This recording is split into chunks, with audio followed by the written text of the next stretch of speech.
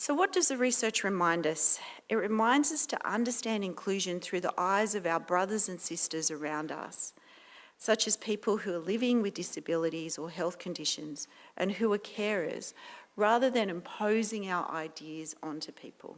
So today's Bible reading is from Psalm 133, a short psalm of ascent, and Monica will explain what that means. How good and pleasant it is when God's people live together in unity. It's like precious oil poured on the head, running down on the beard, running down on Aaron's beard, down on the collar of his robe. It is as if the dew of Hermon were falling on Mount Zion, for there the Lord bestows his blessing, even life evermore. Thanks, Monica.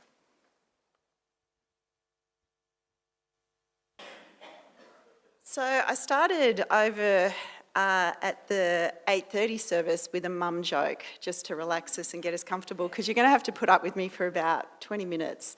So I thought I'd start again here with the same mum joke. Knock, knock. Doctor. Sorry, I didn't bring Doctor Who with me, but I did bring Dr. Kaya. There you go. So we're going to be journeying about inclusion, disability, health conditions and caring together this morning. And we're going to be focusing on Psalm 133. Before I get started, if we can go to the next slide, please. I just want to make an acknowledgement of country and pay my respects to elders past, present and emerging. And the next two slides, please. Next one. So the aims for today are to remember and to share stories about inclusion, to consider how does the Bible help us think about inclusion from the perspective of a particular group of people, from the perspective of people living with disabilities. And as I've said, we'll be focusing on Psalm 133. And my hope and prayer is we'll leave today wondering about what sort of church and diocese do we want to be? What virtues do we want to display? And how can we show the compassion of Christ to all in our local community? Thank you. So I'll be drawing on ideas from social work, sociology and theology, but don't worry, I'm not going to get too bogged down with jargon words. I'm going to stay very simple with these concepts. But just to let you know that there's a lot of thinking that's been going on behind it. Next slide, please. And there's also been a lot of research going on behind it as well. And on that slide is just 3 examples of published research that has been around about this particular topic. So what does the research remind us? It reminds us to understand inclusion through the eyes of our brothers and sisters around us, such as people who are living with disabilities or health conditions and who are carers, rather than imposing our ideas onto people.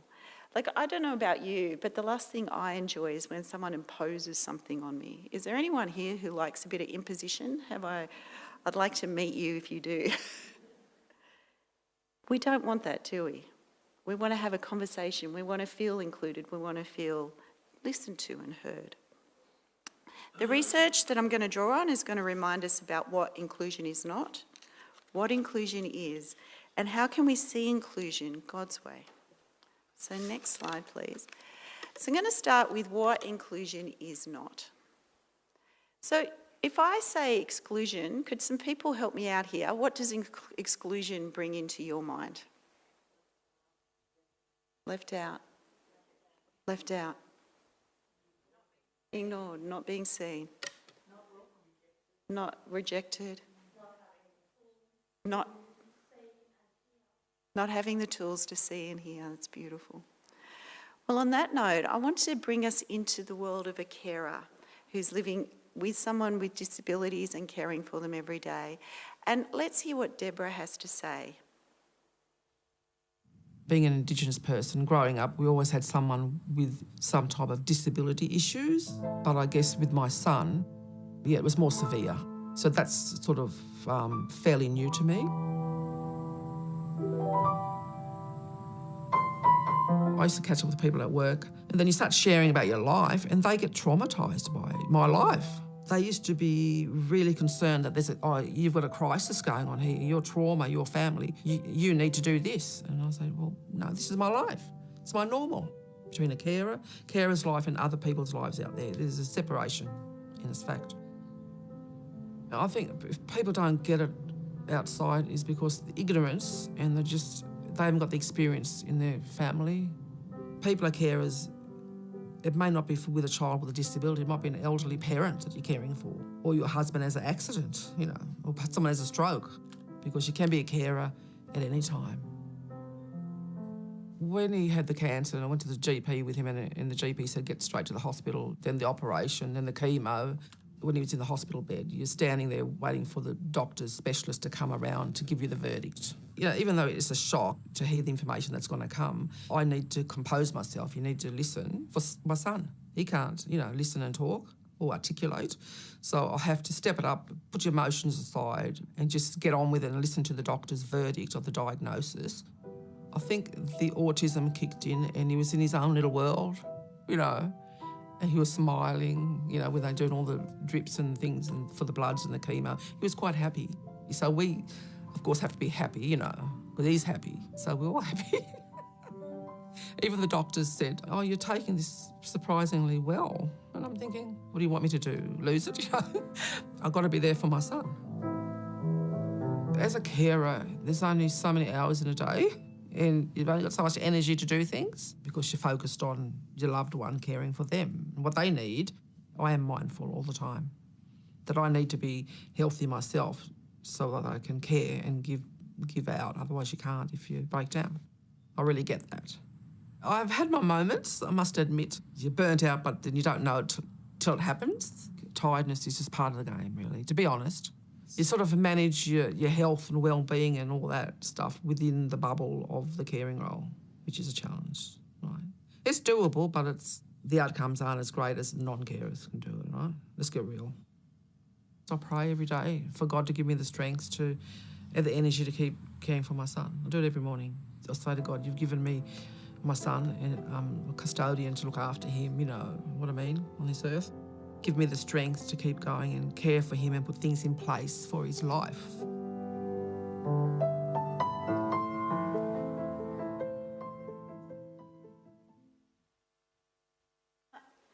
Unconditional is a documentary that's been put together by a PhD student at Charles Sturt University, Delang Dakar.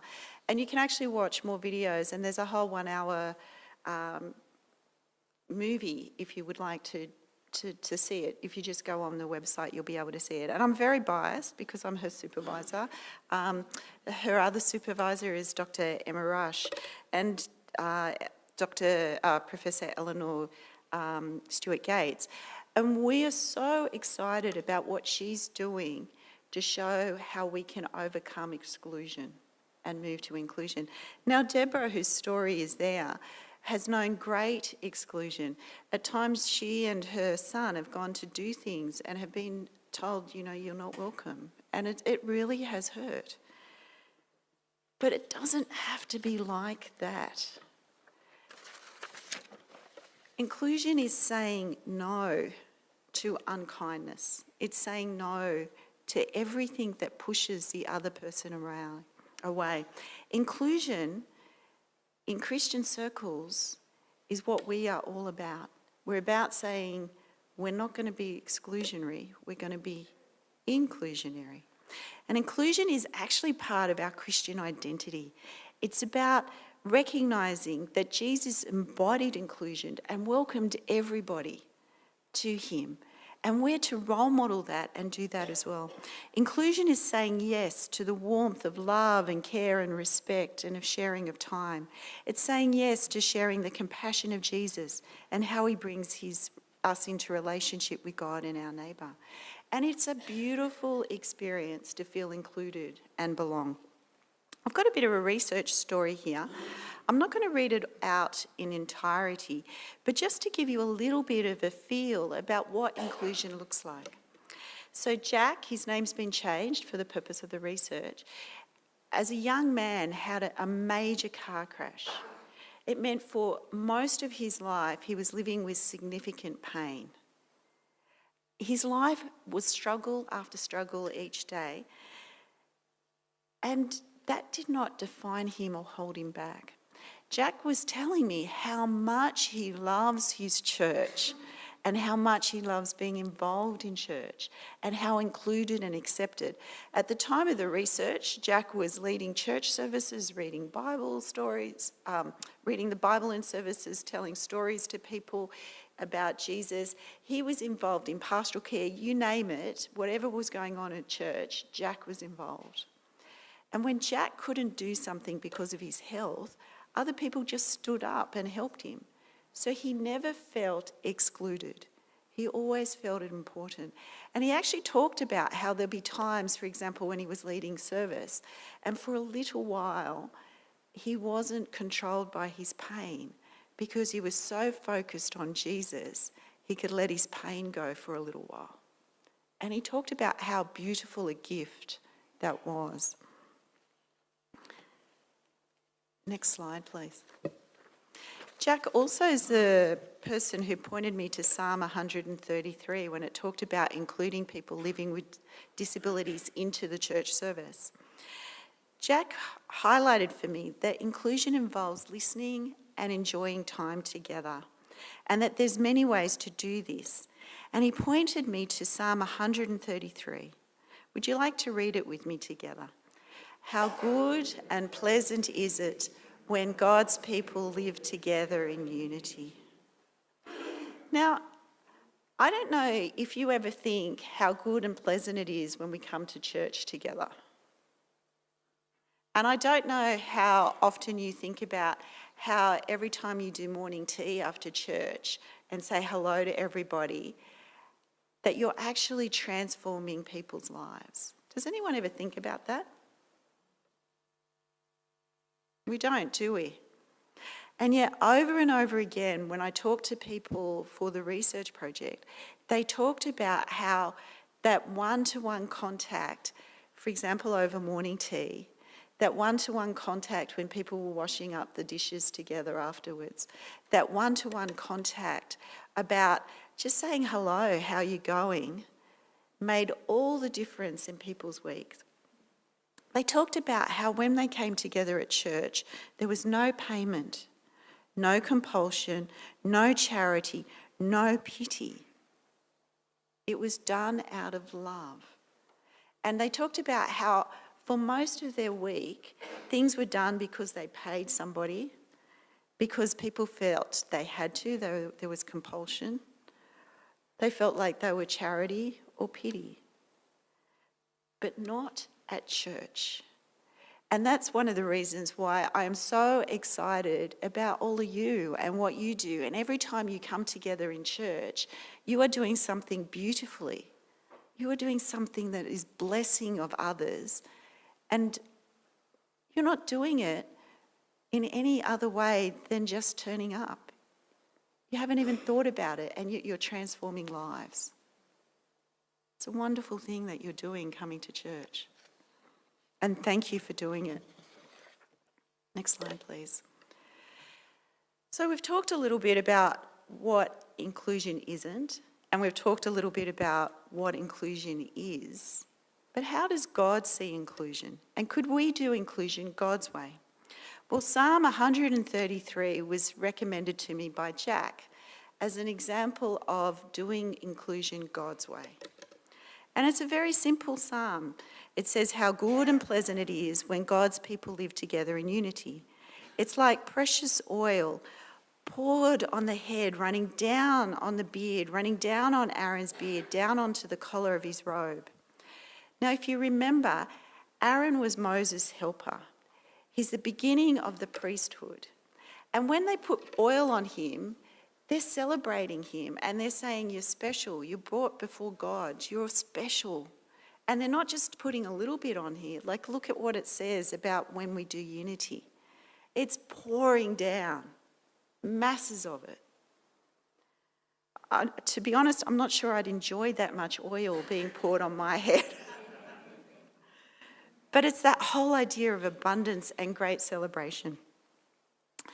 And if we go back to the passage, verse 3, it is as if the dew of Hermon were falling on Mount Zion, for there the Lord bestows his blessing, even life forevermore.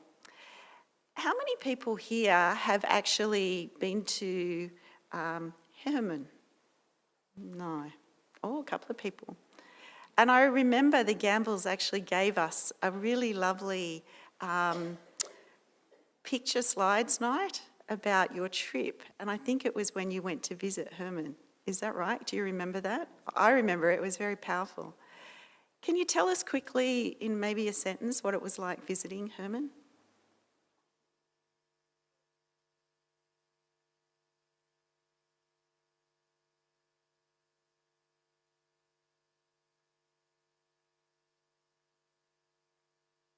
Well, we saw that night through your eyes that beautiful experience, and thank you for sharing it with us. I still remember it. So, for most of us, we don't have that experience. But think about who here has been to the Snowy Mountains? Have you been to the top of the mountains, like Mount Kosciuszko? Have you noticed the water and the dew? And can you tell us what that was like? Woohoo!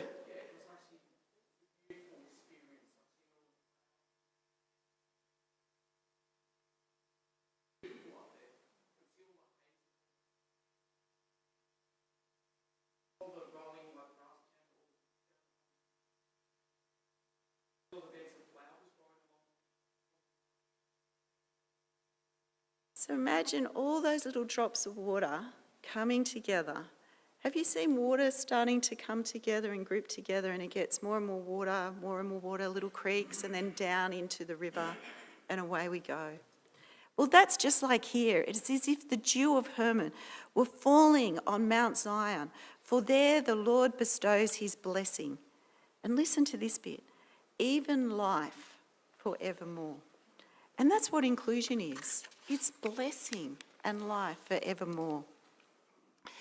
So if we think about a little bit of background information to that beautiful psalm, to that blessing of listening to those words. Psalm 133 was sung by people on a pilgrimage. Now this is a picture of Mark walking down a road, and he and I love to go out and walk. We love to stop, rest, delight in God's blessings, and to worship him. And to have a walk while we're doing that. But while we're walking, we'll talk, maybe we'll sing a song, etc. Psalm 133 is the sort of song that people were singing as they were walking. And they were just enjoying it. And it's great words. Like if you think about it, how good is these words? The whole idea is how good and pleasant is it when people live together in unity.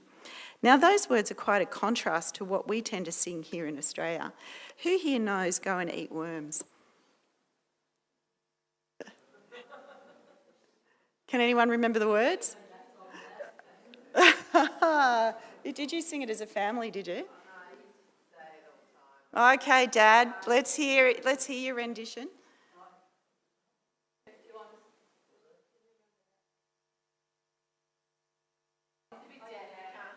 What about the kids? Did he taught you well? Can you remember?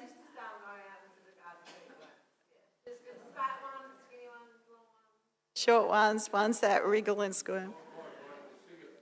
Go.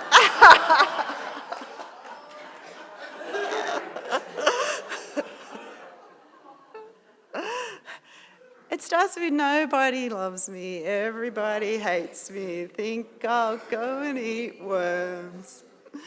Fat ones, skinny ones, short.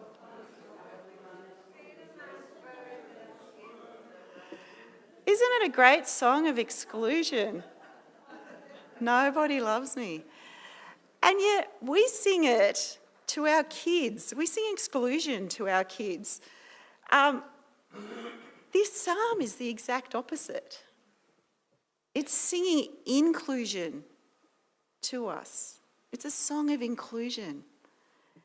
It's a beautiful song.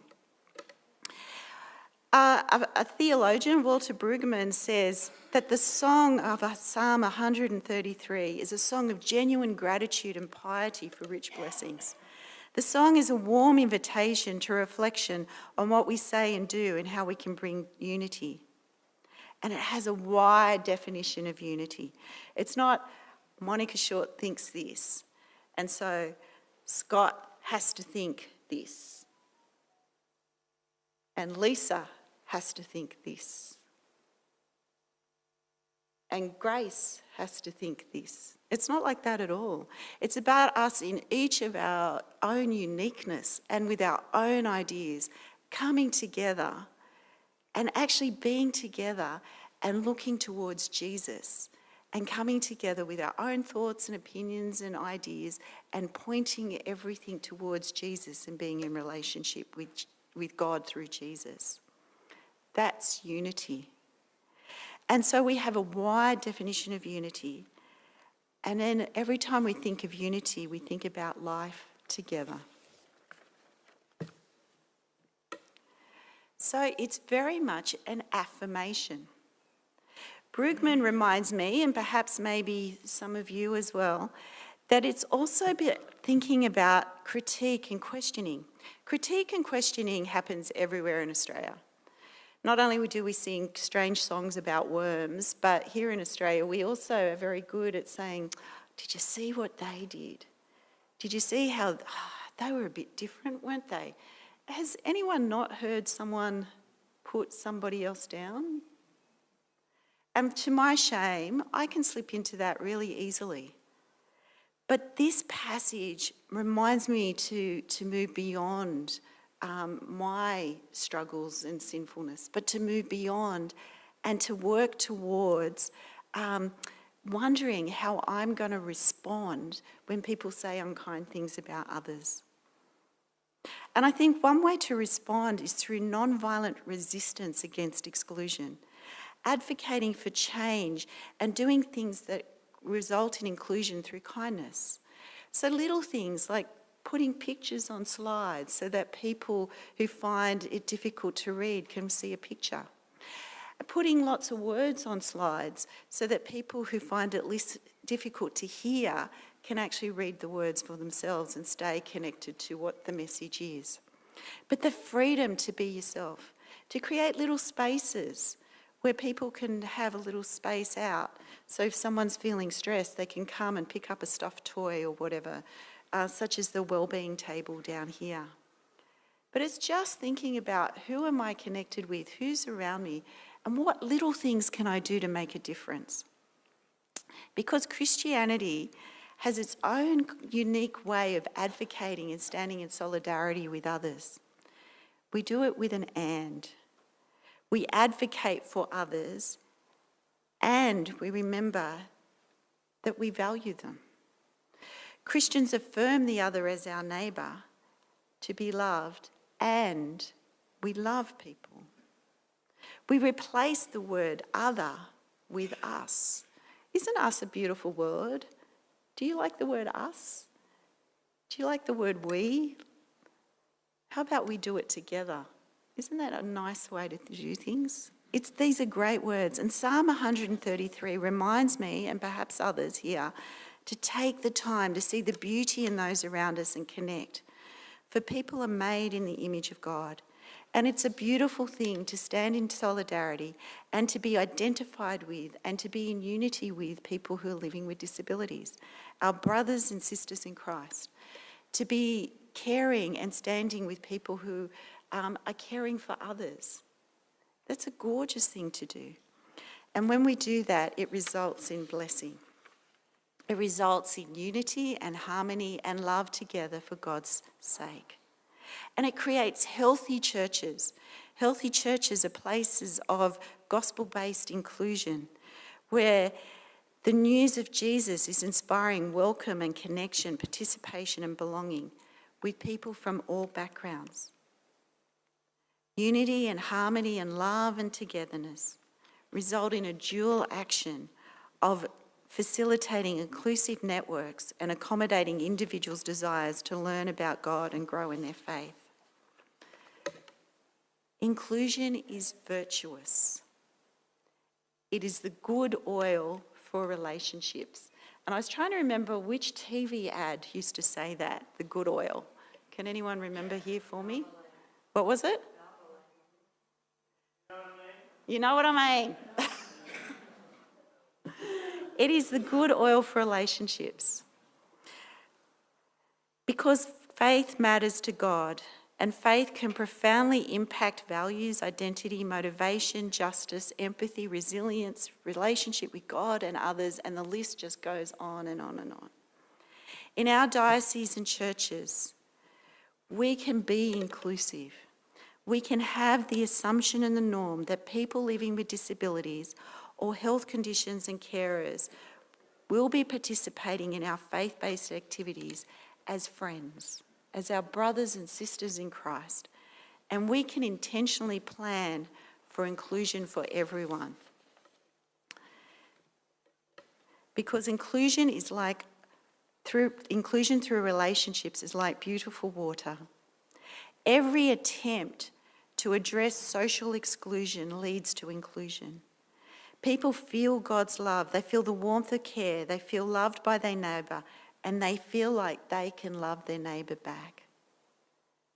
Bishop Mark and I keep wondering about what does it mean and feel like for every part of our diocese to know inclusion.